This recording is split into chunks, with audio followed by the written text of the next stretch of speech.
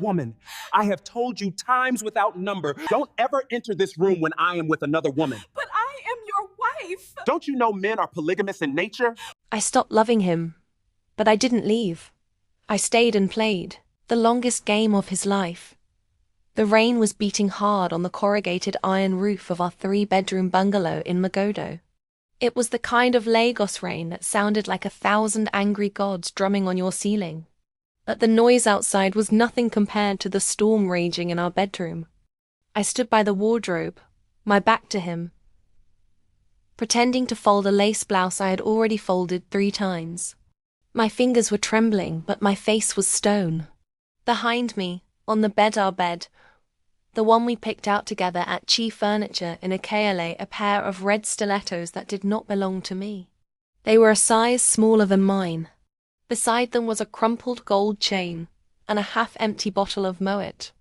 Adana. That was her name. I knew because I had seen her picture on his phone 3 weeks ago. Big backside, fair skin. The kind of smile that said, I don't care if he has a wife. I heard him stir. The bed creaked. Then his voice low, dangerous, coated with the remnants of alcohol and cheap cologne. Woman, what are you doing standing there like a ghost? I didn't turn. I'm folding clothes, Chucks. Don't chucks me like that. Come and lie down. I finally turned. His eyes were half closed, but I knew that look. It was the look of a man who had been caught and was already preparing his defense, which was always the same. Violence. Who was here, Chucks? My voice was calm. Too calm. That was my first mistake. He sat up slowly, the sheet falling from his chest. Nobody. Then whose shoes are these? I pointed to the red stilettos. He looked at the shoes, then at me, and then he smiled.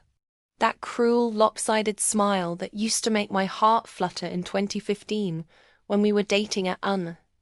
Now it made my stomach clench. You want to embarrass yourself tonight? He asked, swinging his legs off the bed. I'm not embarrassing myself. I'm asking my husband a simple question. He stood up. He is 6 feet 2 inches. I am 5 feet 4. He had the build of a former rugby player, broad shoulders, thick neck, hands that could crush a coconut. He walked toward me slowly, deliberately, like a lion who already knows the gazelle has nowhere to run. Adana came to drop something, he said. At midnight? In red heels? He was now 2 feet away from me. I could smell the whiskey on his breath, and beneath it, the faint, sickly sweet perfume of another woman. You know what your problem is, Nika? He said, using my full name. You think too much. You are always thinking. That brain of yours will be the death of you. The only thing that will kill me is the diseases you're bringing into this house. That was the wrong thing to say. His face changed. The lazy cruelty vanished, replaced by something colder. Faster. Before I could blink, his hand shot out and wrapped around my throat. Not a slap this time. Not a push. A full, crushing grip.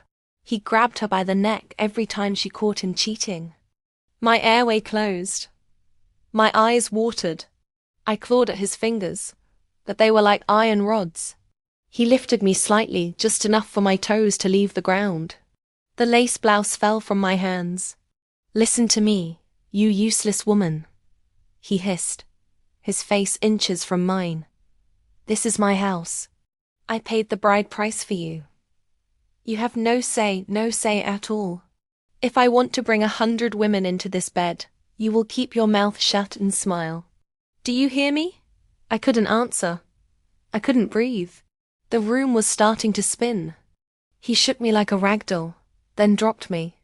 I collapsed onto the floor, gasping, clutching my throat, tears streaming down my face. He stepped over me like I was a piece of furniture and walked to the bathroom. Just before he closed the door, he looked back and said, Clean that nonsense off the floor, and cook me noodles. I'm hungry. The door slammed. I lay there for a long time, listening to the sound of the shower running. My neck was throbbing. My pride was bleeding. And in that moment, something inside me didn't break. It changed. I stopped crying. I got up slowly. I looked at myself in the mirror above the dresser. There were red fingerprints on my neck. My lip was split from where my own teeth had cut it when he shook me. My eyes were swollen, but they were dry now.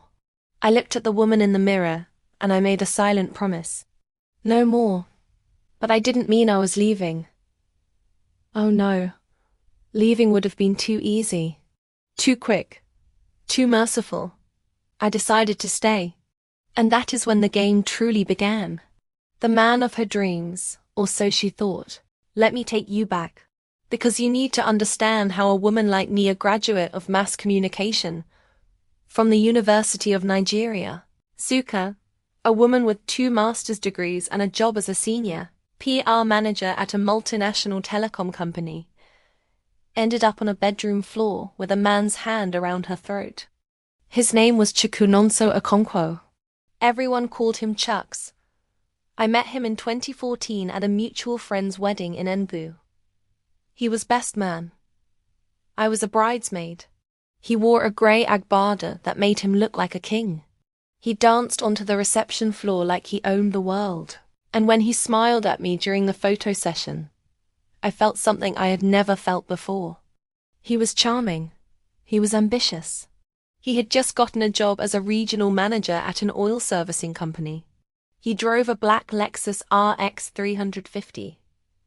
He quoted Chimamanda Adichie to me and said he wanted a wife who was educated, not just a kitchen girl. I was 24 years old. My ovaries were screaming. We exchanged numbers.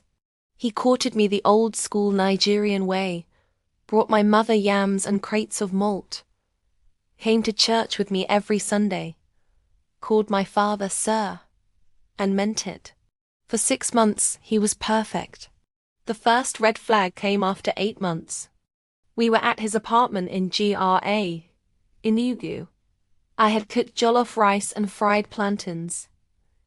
He came home from work in a bad mood. I asked him what was wrong. He didn't answer. I asked again, touching his shoulder gently. He slapped me. Just once. Open palm.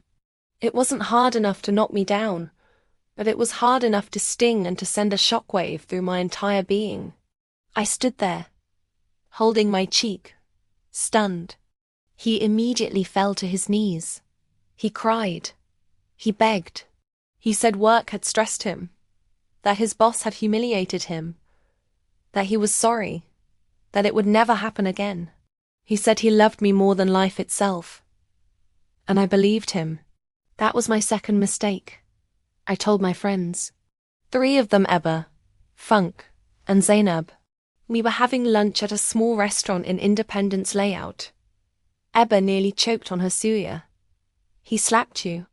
Ebba's voice was sharp. Nika, that is how it starts. First a slap, then a punch, then you're in the hospital. Funk nodded vigorously. My mother always said, when a man hits you once, he will hit you again. The only question is when. Zainab was quieter. She looked at me with those calm, knowing eyes. Nika, are you sure this man is the man of your dreams? I laughed. I actually laughed. You don't understand. He was just stressed. He apologized. He cried. He's going to change. He promised. They looked at each other. That look, the one that says, she is lost. We cannot save her. But I was not lost.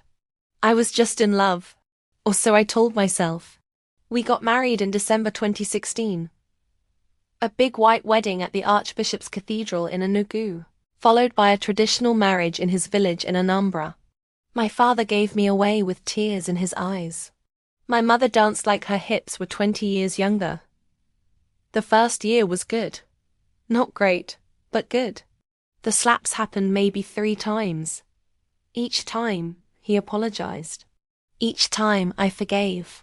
Each time, I told myself that marriage was about patience, about weathering the storm. Then year 2 came. The slaps became punches. The punches became kicks. And then the cheating started.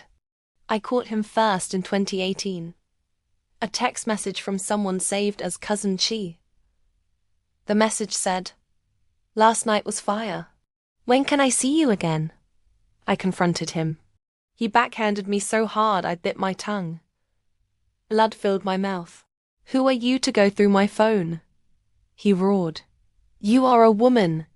You have no rights. I am the man. I can do whatever I want." That was the first time he said it. "You have no say. You're a lady." From that day on, it became his anthem. Every time I caught him, and I caught him many times, he would beat me, and then repeat that phrase like a prayer. "You have no say. You're a lady." I caught him with his colleague, Amara, in the back seat of his car at a supermarket parking lot. He dragged me out of the car by my hair and told me to walk home. I caught him with his ex-girlfriend, Ifeoma, in our own guest room while I was cooking dinner. He locked me in the bathroom for 3 hours and told me to think about my attitude. I caught him with a girl who looked young enough to be in secondary school. I later found out she was a 300-level student at UNN.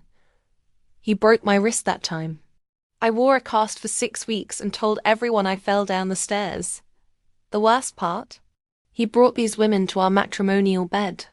Our bed. The same bed where we conceived our son, Chibuzo. The same bed where I had nursed him through malaria. The same bed where we had whispered sweet nothings during the early days of our marriage. He defiled it over and over again. And when I cried, he laughed. My son, Chibuzo, was 3 years old by the time of the neck-grabbing incident. He was a quiet boy, with his father's eyes and my gentle soul. He learned very early to hide in his room whenever Daddy's voice got loud. That broke my heart more than any punch ever could. The turning point after that night, the night of the red stilettos and the hand around my throat, I did not go to the police. I did not go to my parents. I did not go to the church.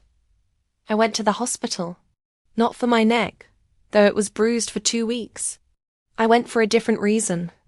I went to the Lagos State University Teaching Hospital, LASIF, and asked for a full STI panel, HIV, hepatitis B, syphilis, gonorrhea, chlamydia, everything. The nurse, a plump woman in her 50s with kind eyes, looked at my bruised neck and said nothing. She didn't need to. In Lagos, nurses have seen everything. The results came back 3 days later. Negative. All negative. I cried with relief in the hospital corridor. But the relief lasted only a moment. Because I knew that with the way Chucks was sleeping around, it was only a matter of time. He was playing Russian roulette with my health. And he didn't care. That was when I made my decision. I was not going to leave him. Leaving him would mean a scandal. It would mean my parents, my devout Catholic parents, would tell me to go back and pray. It would mean my in-laws would call me a troublemaker. It would mean my son would grow up in a broken home. And in Nigeria, a broken home is still a stigma worse than any disease. So I would stay. But I would change the rules. I stopped sleeping with him. Oh, it wasn't easy. He noticed immediately. The first week, he demanded sex. I told him I had an infection, and the doctor said no intercourse for 2 weeks. He cursed and rolled over. After 2 weeks, I told him the infection had returned. After a month, he got suspicious. He grabbed me one night and tried to force himself on me. I didn't fight him. Fighting Chucks was like fighting a moving train. Instead, I went limp. I became a dead fish. No response. No movement. No sound. He stopped after a few minutes, disgusted. "What is wrong with you? You are like a corpse." "I'm tired, Chucks. The doctor said my body is weak." He slapped me. But he didn't force me again. Over the next few months, I perfected the art of avoidance. I made sure I was always busy when he was in the mood. I stayed up late working on my laptop until he fell asleep. I woke up earlier than him. I used every excuse in the book: headache, back pain, menstrual cramps, spiritual warfare, bad dream. When he became aggressive, I learned to deflect. I would cook his favorite meals, a goosey soup with pounded yam, his mother's recipe for oha soup, and serve him with a smile. I would massage his feet after work. I would praise him in front of his friends. I became the perfect wife in every other way. But I never touched him again. Not once. He noticed, of course. Men like Chucks always notice when their property stops performing. But he couldn't complain to anyone. What would he say? My wife won't sleep with me? In our culture, that would make him look weak. So he swallowed his frustration and took it out on me in other ways: more slaps, more kicks, more grabbing. But I had already learned to protect the only thing that mattered: my body, my future. Let him beat me. Let him break my bones. But he would not give me a disease that would kill me and leave my son motherless. That was my silent war. The disease that hunts. By 2020, Chucks had become a full-blown philanderer. COVID-19 lockdown did not stop him. If anything, it made him worse. He would sneak out during curfew, bribing police officers at checkpoints. He would bring women to our house while I was in the kitchen, and I would hear the sounds coming from my bedroom, my matrimonial bedroom, and I would press my hands over my son's ears and sing hymns. I did not confront him anymore. Confrontation led to beatings. Beatings led to hospital visits. Hospital visits led to questions I didn't want to answer. Instead, I started documenting every bruise, every text message, every receipt from hotels I found in his pockets, every pair of strange underwear in my laundry. I took pictures, saved them in a password-protected folder on my laptop, and backed it up on a flash drive that I kept in my mother's house in Enugu.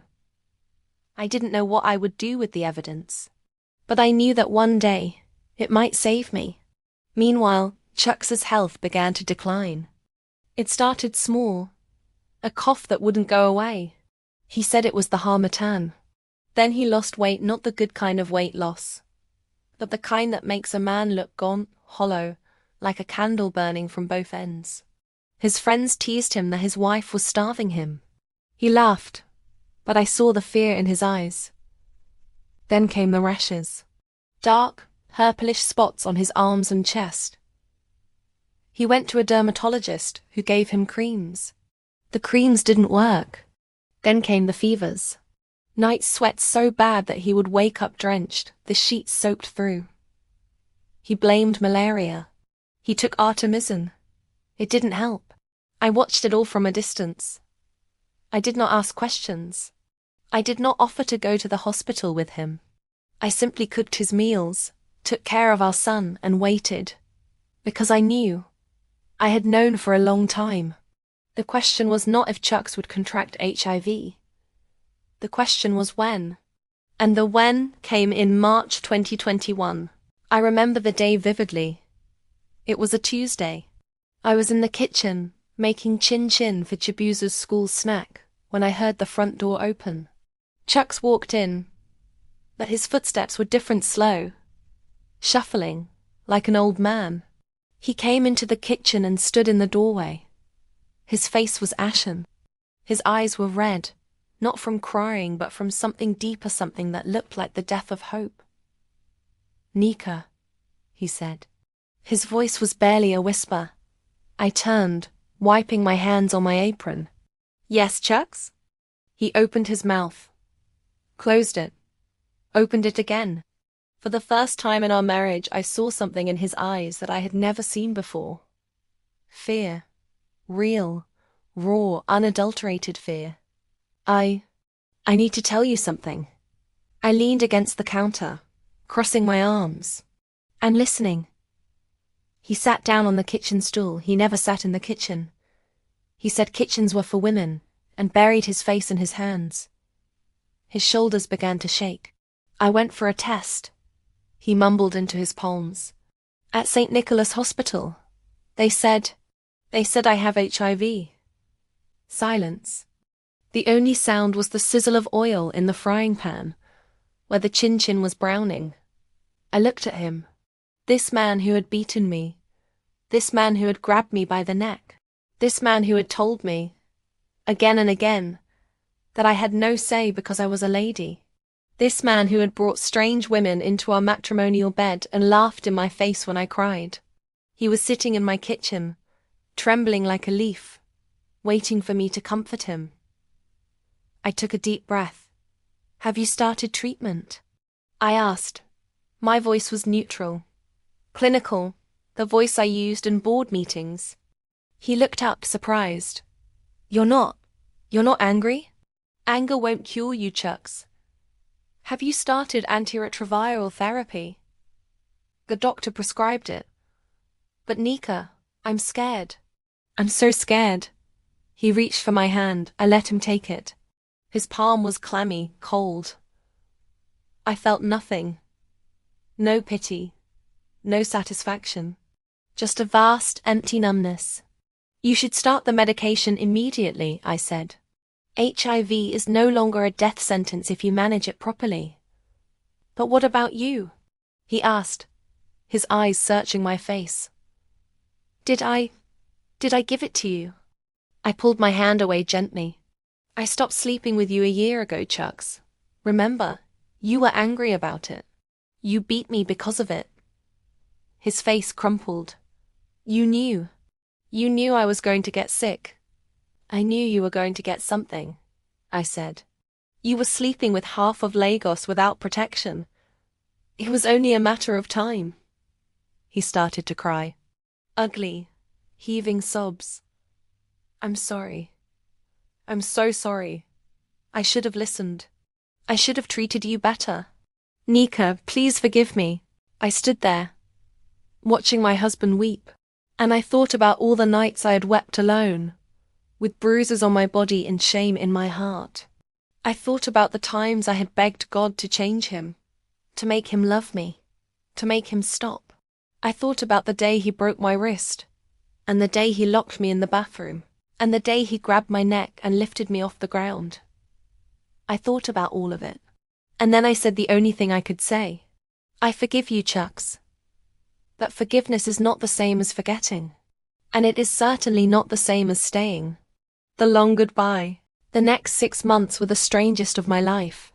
Chuck started his antiretroviral drugs. But he had waited too long.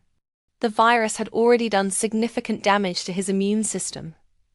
He developed tuberculosis, then a persistent fungal infection in his throat, then something called Kaposi's sarcoma lesions that spread across his skin like dark flowers. He became a shadow of the man I married. The broad shoulders shrank. The thick neck became scrawny. The hands that had once crushed my throat now trembled when he tried to lift a cup of tea. And he changed in other ways too. He became gentle, apologetic. He would call me into the bedroom just to hold my hand and say, "I'm sorry for all the pain I caused you." He asked to see Chibuzo more often. He would sit with our son on the bed and tell him stories. Not the violent ones, but gentle tales of his own childhood in the village. He told Chibuzo to always respect women, to never raise his hand at anyone, to be a good man. I watched this transformation with a strange, hollow feeling. Was I supposed to feel happy that he had finally changed? Was I supposed to feel sad that it took a death sentence to make him human? I felt neither. I felt nothing. His mother came to stay with us. Mama Akonko was a small, fierce woman in her 60s who had always treated me like a daughter. When she saw her son's condition, she wept. Then she pulled me aside. "My daughter," she said in Igbo, "you have suffered in this marriage. I am not blind. I saw the bruises. I heard the stories. But now he is sick. Will you stay and take care of him?" I looked at this woman who had given birth to my abuser. This woman who had probably been beaten by her own husband. This woman who, like so many Nigerian mothers, believed that a wife's duty was to endure. I will take care of him, Mama, I said. And I meant it. But I took care of him the way a nurse takes care of a patient. With professionalism. With detachment. I made his food. I gave him his medicine. I bathed him when he became too weak to bathe himself. I held his hand when the pain became unbearable.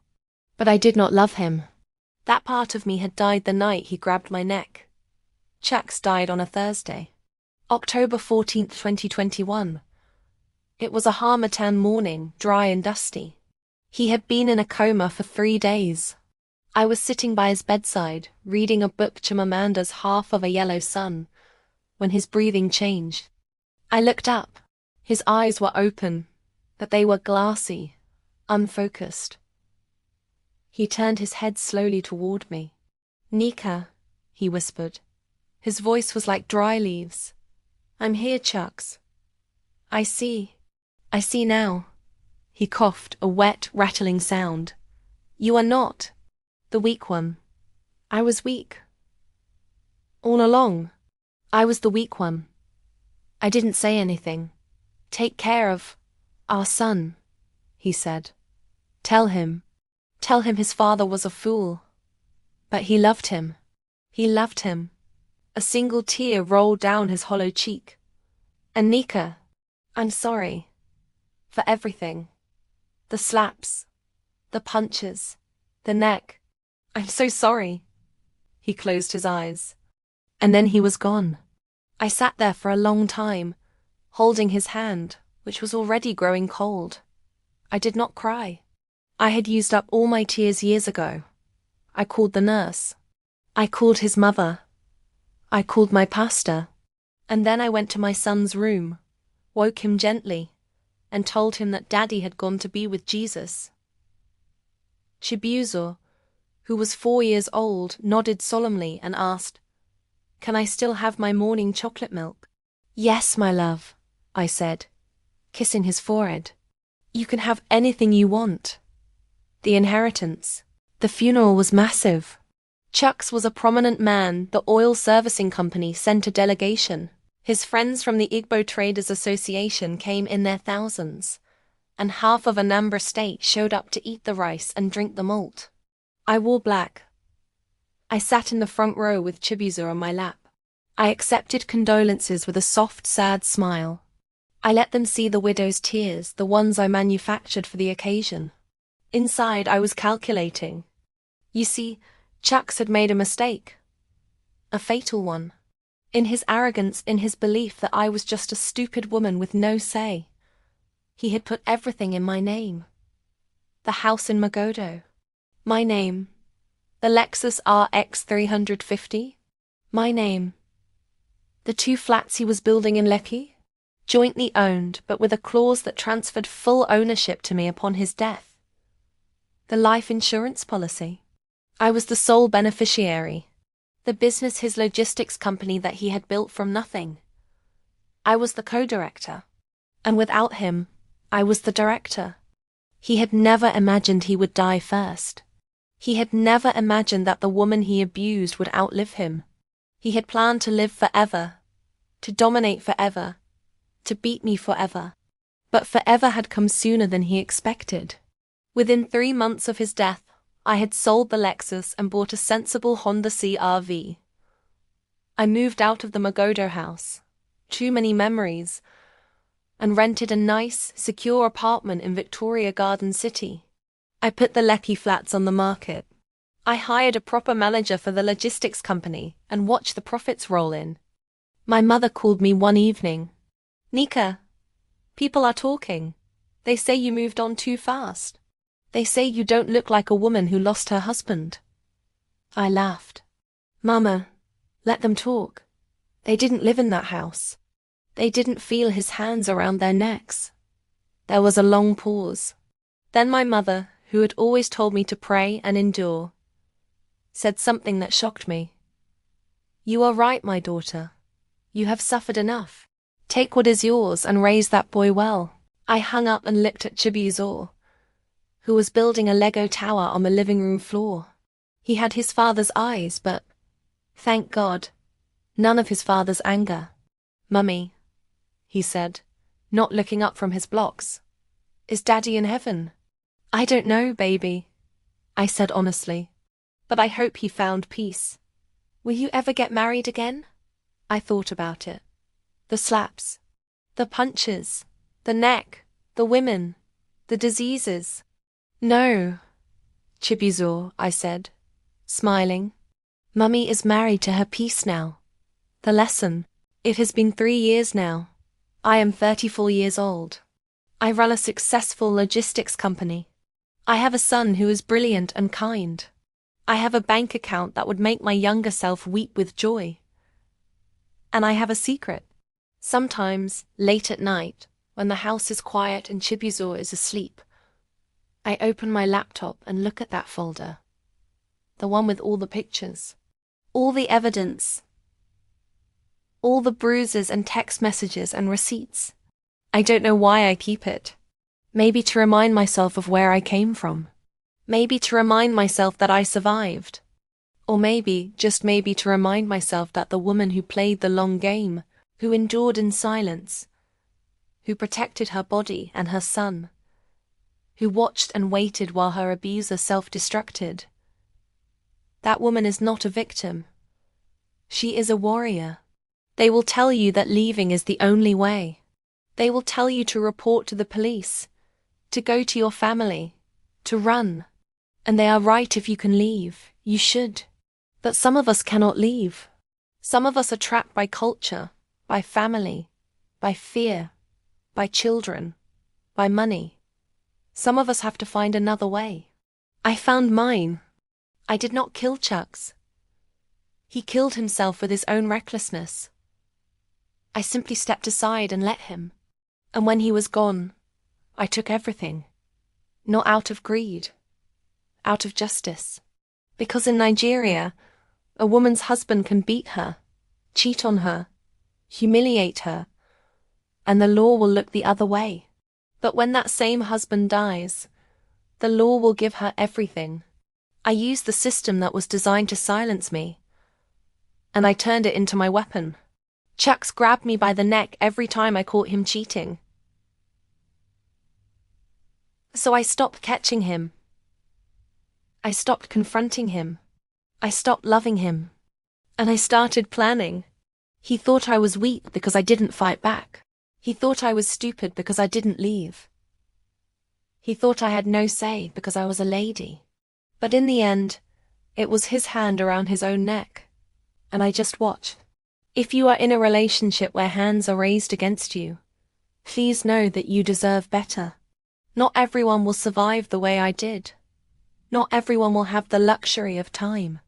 If you can leave, leave. If you can't, protect yourself. Document everything. Get tested. Stay alive. Your life is worth more than any marriage certificate. And to the Chucks of this world, be careful. The woman you are abusing today might be the one holding your inheritance tomorrow. Thank you for watching. Like, share, and subscribe for more true-life Nigerian stories. And remember, silence is not weakness. Sometimes it is the loudest weapon of all. The end.